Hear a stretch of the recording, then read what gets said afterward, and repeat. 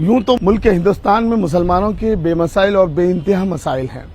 और कई मसाइल ऐसे हैं जो अगयार की जानिब से है, लेकिन बहुत सारे ऐसे मसाइल भी हैं जो हमने खुद पैदा कर लिए हैं।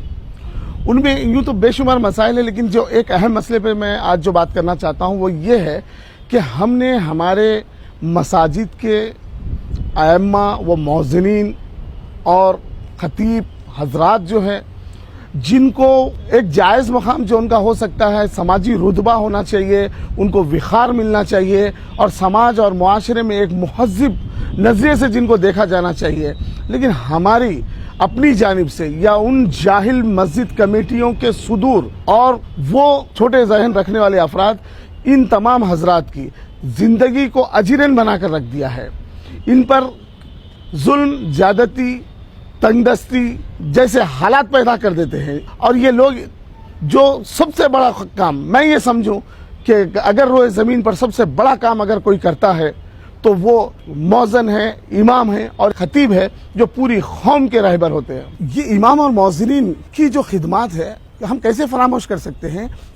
पायलट जो प्लेन चलाने वाला है उससे भी ताखीर हो सकती है, प्लेन लेट चलता है, ट्रेन लेट चल सकती है, वक्त में तब्दीलियां लाई जा सकती है, लेकिन इमाम और मौज़िन की इतनी बड़ी जिम्मेदारी होती है कि ये जो कौम है, हम जो लोग हैं, हम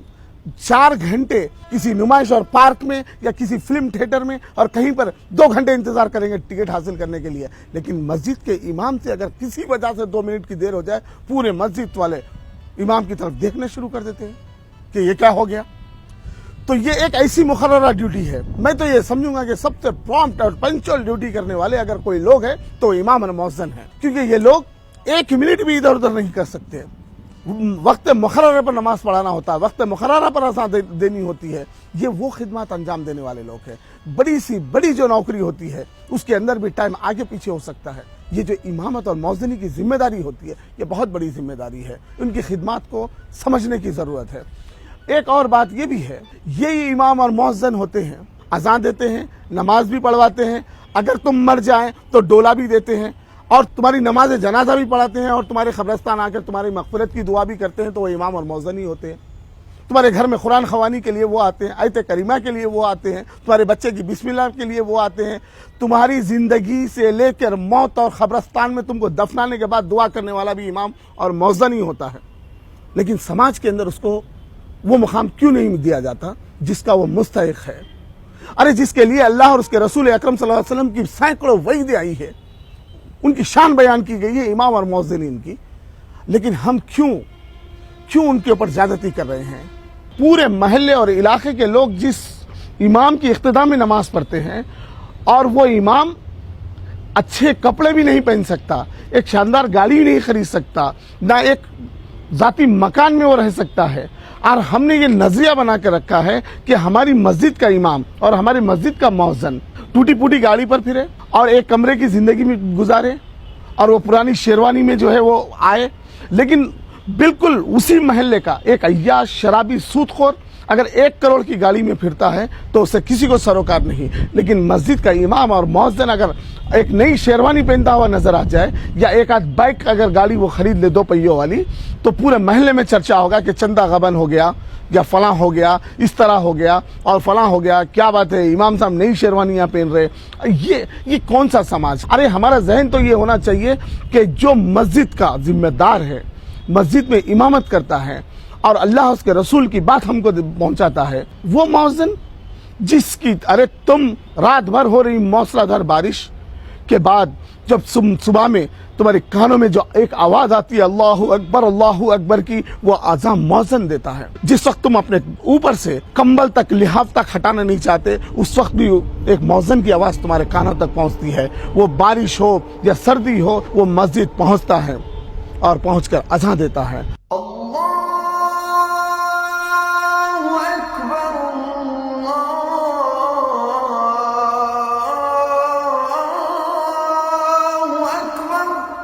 और इमाम आखदा है, नमाज पढ़ाता है, और ये बेहिस कौम वो लोगों को समाज का एक अलग तबका बना कर रखा गया है। उनको तरक्की करने के कोई रास्ते नहीं, उनको जो है महदूद आमदनी के अंदर जो है हद लगा दी गई है कि बस तुम इससे ज्यादा नहीं कमा सकते। एक इमाम और मौज़िन की तनख्वाह 6,000 8,000, 5,000, 10,000 سے زیادہ اللہ ماشاءاللہ کسی کے اور زیادہ بھی ہوگی، لیکن عام طور پر مجھے یہ پتا ہے۔ اور پھر ایک عجیب بات یہ بھی ہے کہ ہمارے مسجد کے جو صدور ہے وہ محلے کے ریٹائرڈ پرسن زیادہ ہوتے ہیں۔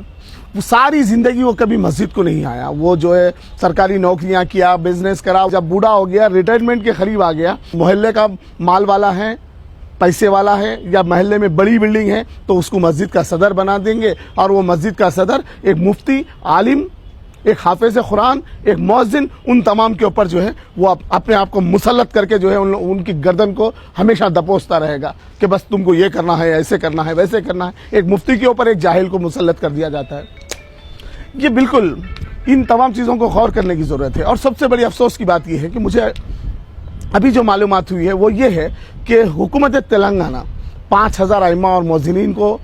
مشاہرہ دیا جا رہا ہے، وہ اعزازیہ کی طور پر دیا جا رہا ہے، لیکن اب مسجد کے کمیٹیوں کے تقریباً یہ شکایتیں آ رہی ہیں، بلکہ لوگ وقف بورڈ کو آ کر یہ کہہ رہے ہیں کہ وہ جو 5,000 ملتے ہیں وہ جو ہے کمیٹی کے نام پر آنی چاہیے، ہم اس میں ملا کے امام اور مؤذن کو تنخواہ دیں گے۔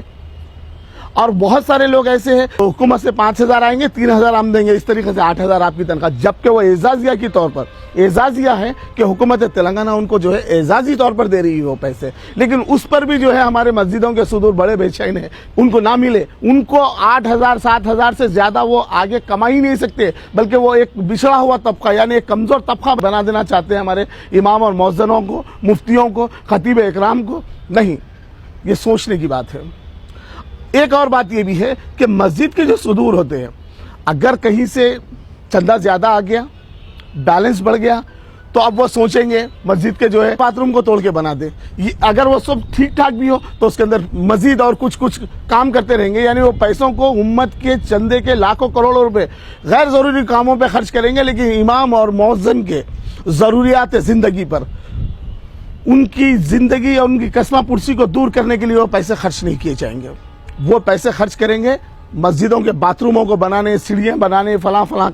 کاموں کے لیے۔ تو لہذا بہرحال غور کرنے والی یہ بات ہے کہ ہم سب کو چاہیے کہ ہماری مسجد کا امام اور مؤذن، ہمارا خطیب، یہ سماج اور معاشرے کے مہذب اور معزز لوگ ہیں، ان لوگوں کا احترام کرنا چاہیے۔ انہوں اور ان کی جو فیملی ہے، ان کے لیے جو ہے ایک وہ خوشحال، خوشگوار زندگی گزار سکے، ایسے اسباب پیدا کرنا چاہیے۔ میں یہ سمجھوں گا کہ ایک مڈل کلاس والا جس سے خوشحال زندگی گزار سکتا ہے، ایک امام اور مؤذن اور خطیب کی بھی ویسی زندگی ہونی چاہیے۔ اور حکومت تلنگانہ کی طرف سے جو اعزازیہ ان کو دیا جا رہا ہے، وہ اعزازیہ ان کو اعزازی طور پر تنخواہ کے علاوہ ملنا چاہیے۔ امام اور مؤذنوں کی عزت ہونی چاہیے۔ تو میں تمام افراد سے یہ اس بات کی گزارش کروں گا کہ ہم ہمارے امام اور مؤذنوں کے رتبے کو سمجھے، ان کی عزت اور اکرام کرے، ان کا احترام کرے، ان کو خوشحال زندگی بنانے میں ہم تمام لوگوں کو تعاون کرنے کی ضرورت ہے۔ خدا حافظ۔